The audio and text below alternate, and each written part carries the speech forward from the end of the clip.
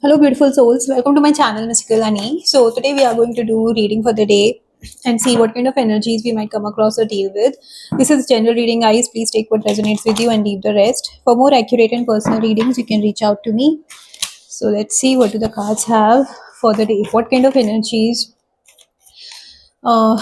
kind of energies are around and how to deal with these energies. So, let's see what do the cards have for the day. All right. Okay. Okay. So today's energy is about, missing someone. Okay. There is this energy of you being missing somebody from the past. Okay. It can be, a an old relationship. It can be an old friend of yours with whom, there you had a very beautiful emotional bond. Okay. You were open to share yourself up emotionally without feeling judged.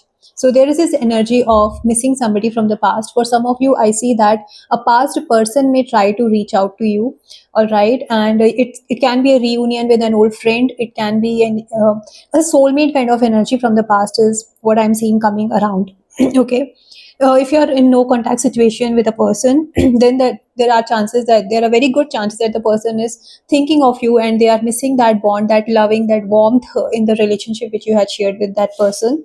I also see for some of you, you might be planning to visit your hometown, which you have not visited from a long time.